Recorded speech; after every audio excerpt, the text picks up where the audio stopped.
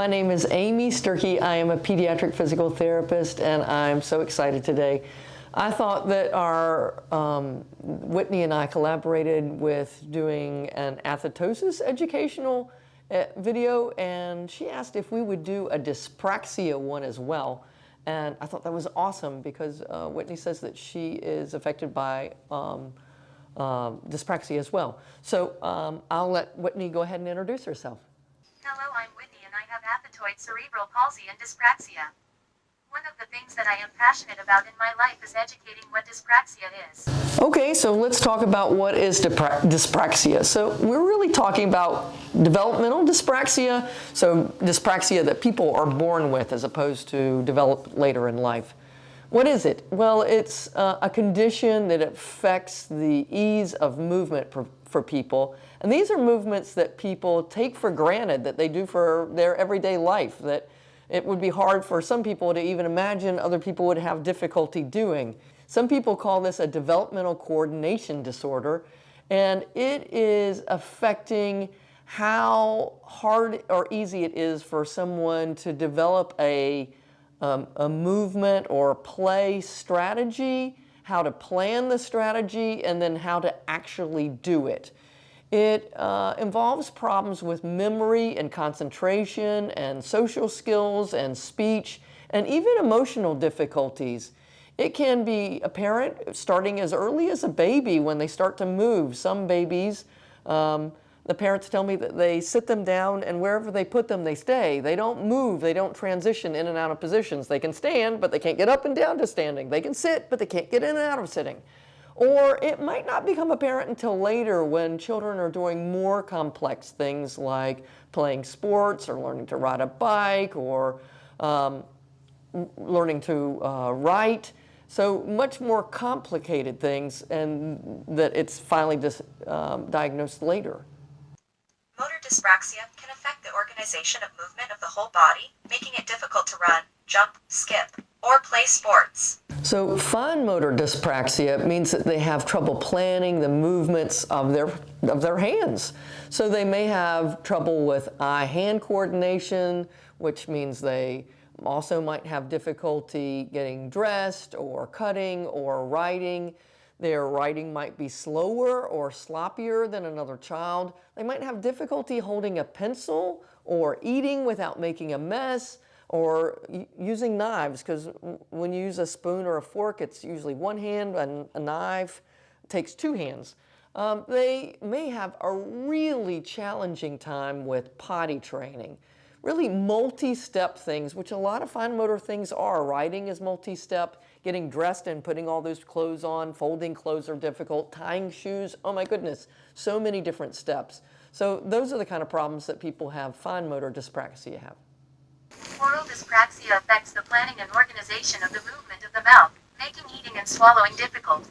Verbal dyspraxia means it makes it difficult to plan and organize speech, makes that very difficult for them.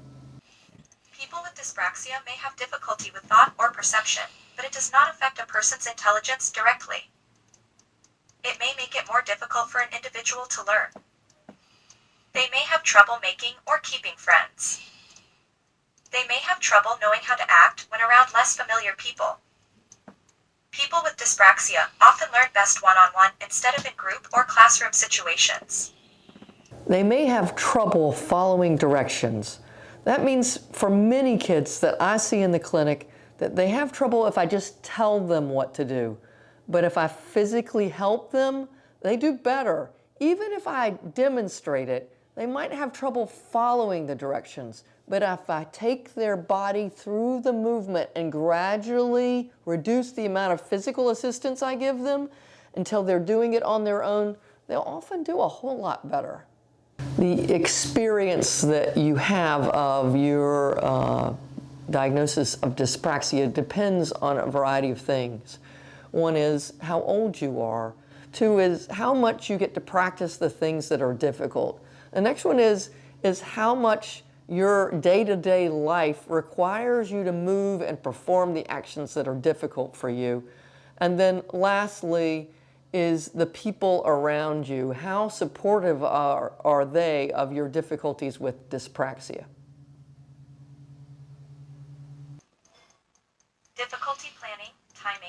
coordinating the muscles of the body may cause these problems. Delayed gross motor skills like sitting, crawling, walking, climbing stairs, running. Awkward or clumsy appearing movement, and extra effort physically or mentally to perform movements managed easily by others. This can cause fatigue more quickly than is expected by others who don't have movement planning and organizing movement difficulties. This can lead to frustration by caregivers or adults around them who may mistakenly believe the individual is not trying or not paying attention. Having dyspraxia can also cause people to be more likely to bump into objects or people, to fall down, to trip, to get bruised all over their body because of often they have poor spatial awareness of where they are relative to where things are in space. They have a tendency to avoid challenging activities or sports.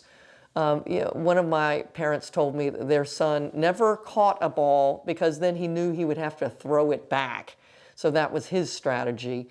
It makes it difficult for them to perform the same actions over and over. So if I have, for example, a child who learned to skip one week and the next week they came in and I was all ready, okay, let's go, show me your skipping. And then it was like starting over again. That it's hard, takes it longer for them to master, and then once you think they've mastered it, they might not have mastered it. It's hard for them to put it in that long-term storage. It's difficult for them to generalize actions. So just because they can learn to skip, for example, in my room, when they go out on the playground and the other kids are doing it, it doesn't mean in that different environment that they can generalize it, that they can take that skipping they've learned one place and take it to someplace else. It also, not only the location, but skipping and galloping, for example, are similar. So that one action that's similar to another, it doesn't mean that just because they're good at it with one thing that's similar, that they can immediately, oh, well, that's so similar to this, why can't you do this? It doesn't mean that they can do that. They often have difficulty adapting to change. So in that, if we went with that skipping example, just because they can skip down a hall doesn't mean they could skip through the grass or skip on rocky surfaces. Those adapting to change things can be fairly tricky. They have more trouble in group situations. So it's best for them to learn actions in a one-on-one environment, and then after they do that, then start learning it in a group situation, and don't assume just because they're good at something one-on-one that they're going to be good at it in a group situation. So that means that in recreation situations like in gyms or on the playground, that those activities might be more difficult, and ball play with other children can be extremely challenging. Difficulty planning, timing, and coordinating the muscles of the mouth and tongue may cause these problems. Difficulty repeating or making some sounds, words, or sentences. Making different errors with the same sound or word. Needing to speak more slowly or have to pause while talking. And or requiring more time to answer questions. Children who have verbal dyspraxia may have difficulty speaking with the correct tones or intonations. They may speak very monotone when they speak. They may speak with a limited vocabulary or a number of words. They might make searching movements with their mouth or tongue as they try to talk, and they may have difficulty repeating or following instructions. One of the strategies I use in physical therapy is I tell them to do something, and sometimes I'll ask them to repeat the instructions. What did I ask you to do? What are you going to do? And that can be tricky too. People with dyspraxia may have difficulty organizing and planning their body, the objects they use, their time, and their thoughts. They are more likely to be slow or late getting their work done. They may lose things that others keep up with easily. They may be more likely to drop things or break things. These children may have difficulty following instructions compared to other children. They can be disorganized and disheveled. They may appear unmotivated or messy in both their appearance and their workstations, the things around them.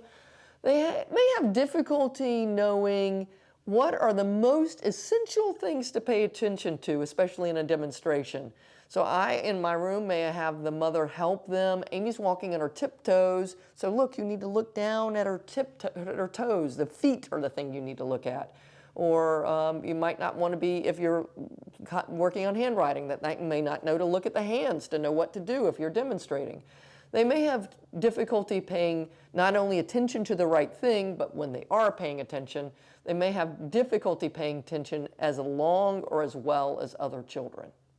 They may have trouble with positional or spatial concepts, like over, in, behind, beside, under, etc.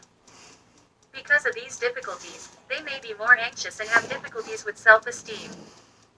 They are more likely to become overweight because of their avoidance of movement activities. So, wow, we have so much information to share about dyspraxia that we need to continue this on another video. On the next video, we're going to talk about how do you get a diagnosis of developmental coordination dyspraxia, and who diagnoses it, and what the treatment is, and what are the causes, and what percentage of people have developmental dyspraxia. So I hope you will watch our next video and find out more information. I can't wait to see you on the next video to share with you more about dyspraxia. If you liked this video and would like to be notified by email when the next video comes out, click the subscribe button here and click the golden bell icon and ensure notifications are enabled on your account.